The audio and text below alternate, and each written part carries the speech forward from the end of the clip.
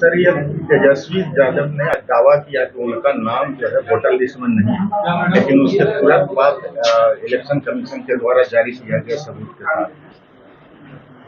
इसे आप लोग क्या समझते हैं? मैं तो यही समझता हूँ कि एन केन प्रकारेण SIR को ये लोग डिफेम कराना चाहते हैं। इलेक्शन कमीशन जो अच्छा काम कर रही है, यानी कि मरे हुए लोगों को जिसका नाम नहीं है उन लोगों का नाम कटवा करके, जिनका नाम नहीं है उनका नाम जुड़वा रही है। और उसके अलावे भी अभी 1 महीना का समय दिया गया है, ड्राफ्ट तैयार हो गया, भेज दिया। ड्राफ्ट में 1 महीना का समय हुआ है कि आप देख लीजिए कि आपका नाम है कि नहीं है। अगर नाम है तो कोई बात नहीं है, नहीं है तो जुड़वाइए। इससे ज़्यादा ट्रांसपेरेंट क्या हो सकता है? अब इस चीज़ को उन लोग ठान लिया है कि SIR गलत है, ठान लिया है कि इलेक्शन कमीशन है जो सत्ता पक्ष के इशारे पर काम कर रही है।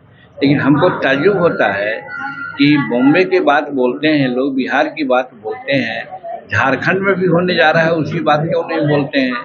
कर्नाटक में वो लोग जीत गए उसकी बात क्यों नहीं बोलते हैं? हरियाणा में वो लोग जीते हुए हैं उसकी बात क्यों नहीं बोलते हैं? तो कहने का मेरा मतलब है कि उन लोगों को तो कोई इशू है नहीं। नरेंद्र मोदी जी और हमारे नीतीश कुमार दोनों मिलकर के बिहार में ऐसा काम कर रहे हैं जिसको कि बिहार की जनता समझ रही है। और इस चीज़ को नकारने के लिए वो झूठ, क्योंकि वो लोग जानते हैं कि झूठ बात को 100 बार कहिए तो लोग सच्चा मान जाएंगे। इस नीति से वो लोग चल रहे हैं। लेकिन बिहार के लोग भी कम से कम जरूर जानते हैं कितनों झूठा बोलिएगा तो आपके पक्ष में नहीं जाएंगे, सब सच्ची बात को जान रहे हैं। यहाँ साहब बिजली मिल रही है 24 घंटा, यहाँ हर गांव में रोड से आच्छादित हो गया है, हर जगह स्वास्थ्य केंद्र बन गया, हर जगह स्कूल बन रहा है।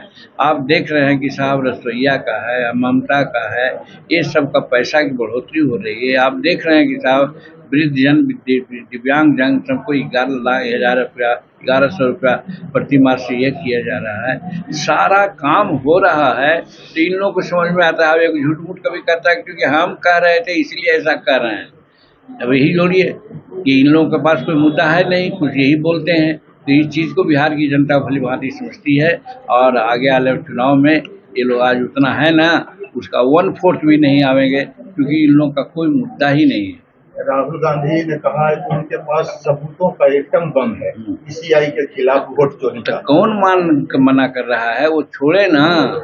राहुल गांधी तो कुछ विदेश में जा करके, कुछ यहाँ रह करके, कुछ ऐसी ऐसी बातें बोलते हैं जिसकी चर्चा हम नहीं करना चाहते हैं। आप लोग बोलते हैं, दुनिया लोग बोलते हैं कि वैसा आदमी तो बच्चा आदमी भी नहीं बोल सकता है, अपरिपक्व आदमी भी नहीं बोल सकता है, जैसी बात राहुल गांधी बोलते हैं। तो ये भी बोलते होंगे, तो छोड़े ना बम्मा, कौन उनको मना कर रहा है?